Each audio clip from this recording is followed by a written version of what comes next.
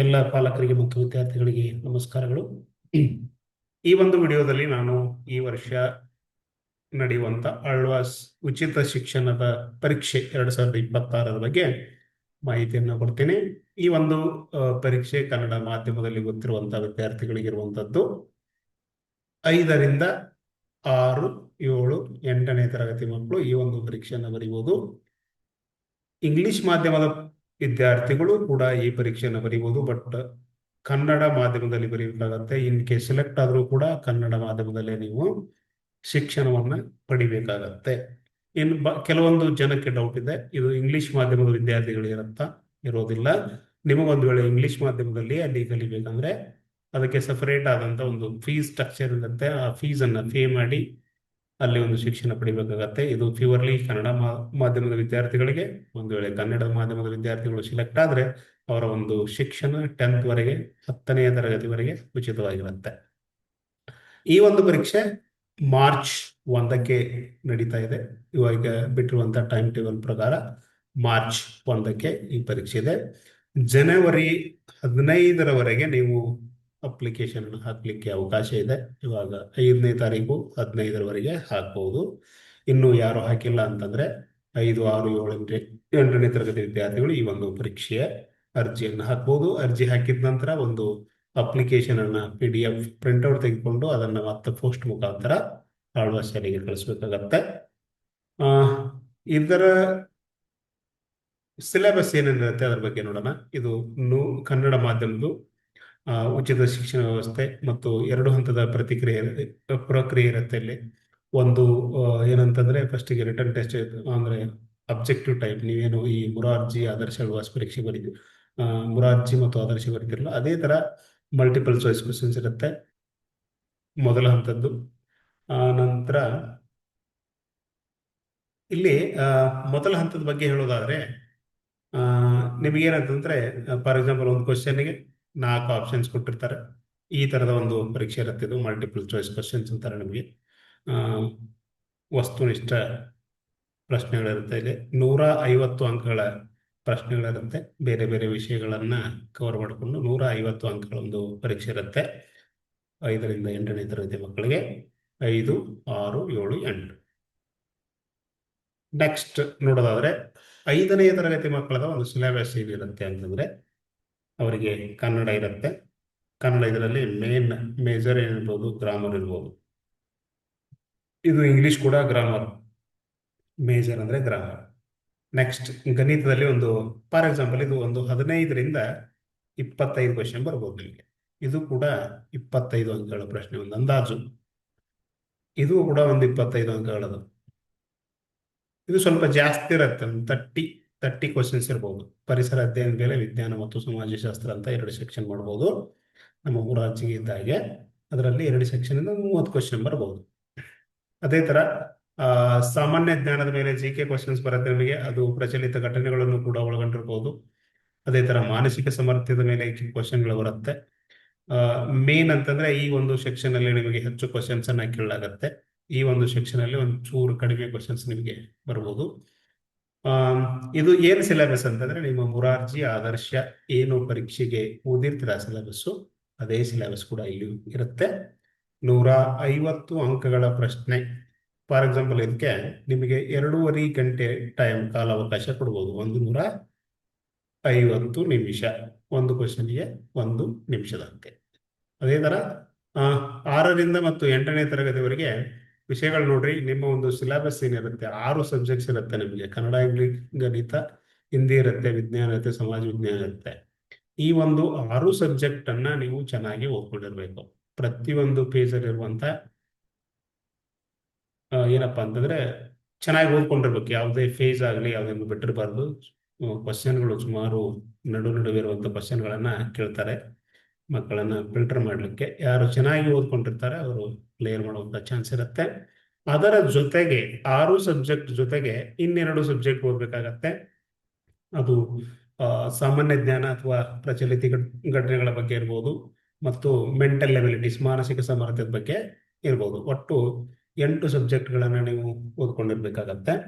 ಈ ಮೋಸ್ಟ್ಲಿ ಈ ಕನ್ನಡ ಇಂಗ್ಲಿಷ್ ಇದರಲ್ಲಿ ಗ್ರಾಮರ್ ಮತ್ತು ನಿಮ್ಮ ವಿಷಯಗಳಿಗೆ ಸಂಬಂಧಪಟ್ಟಂತ ಕ್ವಶನ್ಸ್ಗಳು ಬರ್ಬೋದು ಇದರಲ್ಲಿ. ಇದು ಇಷ್ಟು ಸಿಲೆಬಸ್ಸು. ಮತ್ತು ಮೊದಲ ಹಂತದಲ್ಲಿ ಏನಾದರೂ ನೀವು ಕ್ಲಿಯರ್ ಮಾಡಿದ್ರೆ, ಫಾರ್ ಎಕ್ಸಾಂಪಲ್ ಇವಾಗ ಮಾರ್ಚ್ 1ಕ್ಕೆ ಎಕ್ಸಾಮ್ ಆದರೆ ಒಂದು ವಿದಿನ್ 20 ಡೇಸಲ್ಲಿ ಮಾರ್ಚಲ್ಲೇ ನಿಮ್ಮದು ಮೊದಲ ಹಂತದ ರಿಸಲ್ಟ್ ಬರುತ್ತೆ. ಮೊದಲ ಹಂತದ ರಿಸಲ್ಟ್ ಬಂದವರಿಗೆ ಮೆಸೇಜ್ ಕೂಡ ಬರುತ್ತೆ, ನೀವು ರಿಸಲ್ಟ್ ಕೂಡ ಚೆಕ್ ಮಾಡ್ಬೋದು. ಇದರ ಹಾಲ್ ಟಿಕೆಟ್ ಫೆಬ್ರವರಿ 1 ಡೌನ್ಲೋಡ್ ಮಾಡ್ಕೋಬಹುದು. ನೀವು ಫೆಬ್ರವರಿ 1 ಡೌನ್ಲೋಡ್ ಮಾಡ್ಕೊಳ್ಬಹುದು. ವಿದಿನ್ 20 ಡೇಸ್ ನಿಮ್ದು ರಿಸಲ್ಟ್ ಬರುತ್ತೆ. ಎರಡನೇ ಹಂತದ ಮೊದಲ ಹಂತದಲ್ಲಿ ಸೆಲೆಕ್ಟ್ ಆದವರಿಗೆ ಮಾತ್ರ ಎರಡನೇ ಹಂತಕ್ಕೆ ಫೋನ್ ಮಾಡಿ ಫೋನ್ ಮುಖಾಂತರ ತಿಳಿಸ್ತಾರೆ. ಅವರು ಎರಡನೇ ಹಂತದ ಒಂದು ಪರೀಕ್ಷೆಯ ದಿನಾಂಕವನ್ನು ಕೂಡ ನಿಗದಿ ಮಾಡ್ತಾರೆ. ಆ ದಿನಾಂಕದಲ್ಲಿ ಹೋಗಿ ನೀವು ಎರಡನೇ ಹಂತದ ಪರೀಕ್ಷೆಯನ್ನು ಮುಗಿಸಿ ರಿಸಲ್ಟ್ ಅನ್ನು ಕೂಡ ಅವಾಗಲೇ ಹೇಳ್ತಾರೆ. ಯಾರು ಪಾಸ್ ಆಗ್ತೀರಾ ಅದರ ನೆಕ್ಸ್ಟ್ ಡೇನೆ ನಿಮಗೆ ಅಡ್ಮಿಷನ್ ಕೂಡ ಪ್ರೊಸೆಸ್ ಇರುತ್ತೆ. ಮೋಸ್ಟ್ಲಿ ಒಂದು ನಿಮ್ದು ಯೂನಿಫಾರ್ಮ್ಸು, ಬುಕ್ಸು, ಅದು ಇದು ಅಂತ ಒನ್ ಟೈಮ್ ಪೇಮೆಂಟ್ ತಗೊಳ್ತಾರೆ. ಒಂದು 10,000 ತೆಗೆದುಕೊಳ್ಬಹುದು.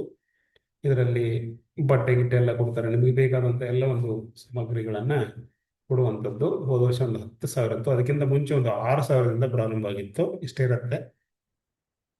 ಮತ್ತೇನಂತಂದ್ರೆ ಎರಡನೇ ಹಂತ, ಮೊದಲ ಹಂತದಲ್ಲಿ ಏನು ಪಾಸ್ ಆಗಿದ್ರೆ, ಕ್ಲಿಯರ್ ಮಾಡ್ಕೊಂಡಿದ್ರೆ ಎರಡನೇ ಹಂತದ ಲಿಖಿತ ಪರೀಕ್ಷೆ ಇರುತ್ತೆ, ವಿವರಣಾತ್ಮಕ ಒಂದು ಪರೀಕ್ಷೆ ಇರುತ್ತೆ. ಮೊದಲ ಹಂತದಲ್ಲಿ ಆಯ್ಕೆ 5 ವಿದ್ಯಾರ್ಥಿಗಳಿಗೆ ಮಾತ್ರ ಇರುತ್ತದೆ. ಅಂತಿಮ ಆಯ್ಕೆ ಸಾಧನೆ ಆಧಾರಿತ. ಎರಡನೇ ಒಂದು ಸುತ್ತಿನಲ್ಲಿ ಯಾರು ಪಾಸ್ ಆಗ್ತಾರೆ. ಮೋಸ್ಟ್ಲಿ ಇನ್ನೊಂದು ಏನಂತಂದ್ರೆ, ಮೊದಲ ಹಂತದಲ್ಲಿ ನೀವೇನಾದ್ರೂ ಪಾಸ್ ಆಗಿದ್ರೆ ನಿಮ್ದು 95% ಆಲ್ಮೋಸ್ಟ್ ಫಿಕ್ಸ್ ಇರುತ್ತೆ. ಲೈಕ್ ಆಗತ್ತೆ, ನೀವು ಚೆನ್ನಾಗಿ ಮಾಡಿದ್ರಿ ಫಸ್ಟ್ ರೌಂಡ್ ಅಂತಂದ್ರೆ ಸೆಕೆಂಡ್ ರೌಂಡಲ್ಲಿ ಕೂಡ ನೀವು ಚೆನ್ನಾಗಿ ಮಾಡ್ತೀರಿ. ಅಲ್ಲೊಬ್ರು ಇಲ್ಲೊಬ್ರು ಈ ಒಂದು ಸೆಕೆಂಡ್ ರೌಂಡಲ್ಲಿ ರಿಜೆಕ್ಟ್ ಆಗ್ಬಹುದು. ಇನ್ನೊಂದು ಏನು ಸ್ಟ್ರಾಟಜಿ ಯೂಸ್ ಮಾಡಬೇಕು ಅಂತಂದ್ರೆ, 150 ಅಂಕಗಳ ಒಂದು ಪರೀಕ್ಷೆ ಇರುತ್ತೆ. ಇದು 150 ನಿಮಿಷಗಳ ಕಾಲಾವಕಾಶ ನಿಮಗೆ ಕೊಟ್ಟಿರ್ತಾರೆ. ಇದರಲ್ಲಿ ಒಂಚೂರು ಏನಂತಂದ್ರೆ ಟೈಮ್ ಮ್ಯಾನೇಜ್ಮೆಂಟ್ ಕರೆಕ್ಟ್ ಆಗಿ ನೀವು ಟೈಮ್ ಅನ್ನ ಯುಟಿಲೈಸ್ ಮಾಡಿಕೊಂಡಿದ್ದಾದ್ರೆ ಪರೀಕ್ಷೆನ ನೀವು ಚೆನ್ನಾಗಿ ಮಾಡಬಹುದು. 150 ಅಂಕಗಳಿಗೆ 150 ಕೂಡ ಪ್ರಶ್ನೆಗಳನ್ನು ನೀವು ಹಾಕಬೇಕು. ಯಾವುದೇ ನೆಗೆಟಿವ್ ಅಂಕಗಳು, ನೆಗೆಟಿವ್ ಮಾರ್ಕ್ಸ್ ಇರೋದಿಲ್ಲ ಇದಕ್ಕೆ. ಆದಷ್ಟು 150 ಕ್ವಶನ್ಗಳಿಗೆ ನೀವು ಆನ್ಸರ್ ಮಾಡಬೇಕಾಗತ್ತೆ. ನಿಮಗೆ ಒಂದ್ ವೇಳೆ ಯಾವ್ದಾದ್ರು ಪ್ರಶ್ನೆಗೆ ಉತ್ತರ ಬರದೇ ಇದ್ರೆ ಅದನ್ನ ಯಾವ್ದಾದ್ರು ಒಂದು ನಿಯರೆಸ್ಟ್ ಆಪ್ಷನ್ ಅನ್ನ ಹಾಕಿ ಮುಂದೆ ಹೋಗ್ಬೇಕು. ಮತ್ತು ಎರಡಂತಂದ್ರೆ ಒಂದು ಟೈಮ್ ಮ್ಯಾನೇಜ್ಮೆಂಟ್ ಅನ್ನ ಚೆನ್ನಾಗಿ ಮಾಡಬೇಕು.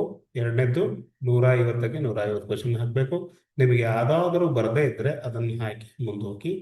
ಅದನ್ನ ಹಾಕದೆ ಹೋದ್ರೆ ಮುಂದೆ ಆಗುವ ತಪ್ಪುಗಳು ಸಾಕಷ್ಟಿರುತ್ತೆ. ಅದಕ್ಕೋಸ್ಕರ ಯಾವ್ದಾದ್ರು ಕ್ವಶನ್ ಬರದೇ ಇದ್ರೆ ಆಮೇಲೆ ಹಾಕ್ತೇನೆ ಅಂತ ಇಟ್ಕೋಬೇಡಿ. ಯಾವ್ದಾದ್ರು ಒಂದು ನಿಯರೆಸ್ಟ್ ಆನ್ಸರ್ ಅನ್ನು ಹಾಕಿ ಗೆಸ್ ಮಾಡಿ ಯಾವ್ದಾದ್ರು ಒಂದು ಹಾಕಿ ಮುಂದೆ ಉಳಿದ ಪ್ರಶ್ನೆಗಳಿಗೆ ಆನ್ಸರ್ ಮಾಡ್ತಾ ಹೋಗಿ. ಯಾವ್ದಾದ್ರು ಕ್ವಶನ್ ಅನ್ನ ಬಿಟ್ಟು ನೀವು ಮುಂದೆ ಹಾಕಕ್ ಹೋದ್ರೆ ಆ ಒಂದು ಮುಂದಿನ ಉತ್ತರವನ್ನ ನೀವು ಹಿಂದಿನ ಪ್ರಶ್ನೆಗೆ ಹಾಕುವಂತ ಚಾನ್ಸ್ ಇರುತ್ತೆ. ಅದಕ್ಕೋಸ್ಕರ ಇನ್ನೊಂದೇನಂತಂದ್ರೆ, ಇದು OMR ಬೇಸ್ಡ್ ಟೆಸ್ಟ್ ಇರುತ್ತೆ. ಅದಕ್ಕೋಸ್ಕರ OMR ಪ್ರಾಕ್ಟೀಸ್ ಮಾಡಿ. ಯಾರಾದ್ರೂ OMR ಹಾಕುವಂತ ರೂಢಿ ಇರದೇ ಇದ್ರೆ ಬೇರೆ ತರಗತಿ, ಫಾರ್ ಎಕ್ಸಾಂಪಲ್ ಕೋಚಿಂಗ್ ಇದ್ರೆ 5ನೇ ತರಗತಿ ಮಕ್ಕಳು ಸುಮಾರು OMR ಪ್ರಾಕ್ಟೀಸ್ ಮಾಡಿರ್ತಾರೆ.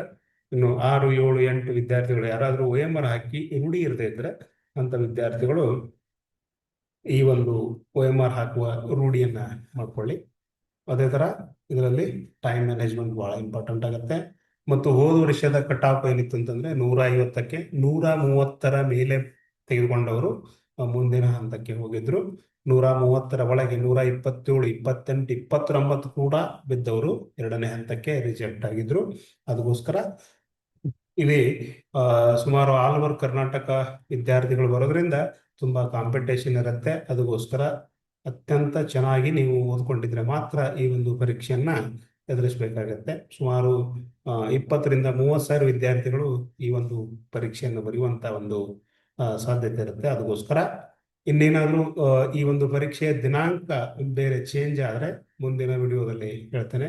ಮತ್ತು ಈ ಒಂದು ಪರೀಕ್ಷೆಗೆ ಸಂಬಂಧಪಟ್ಟಂತೆ ಇಂಗ್ಲಿಷ್ ಗ್ರಾಮರ್ ಆಗಿರ್ಬೋದು, ಮೆಂಟಲ್ ಎಬಿಲಿಟಿ ಆಗಿರ್ಬೋದು, ಇನ್ನಿತರ GK ಪಾಠ ಆಗಿರ್ಬೋದು, ಇನ್ನಿತರ ವಿಷಯಗಳಿಗೆ ಸಂಬಂಧಪಟ್ಟಂತೆ ಕೆಲವೊಂದು ವಿಡಿಯೋಗಳನ್ನ ಮಾಡಿ ಹಾಕುವಂತ ಕೆಲಸವನ್ನ ಮುಂದಿನ ವಿಡಿಯೋಗಳಲ್ಲಿ ಮಾಡ್ತೇನೆ.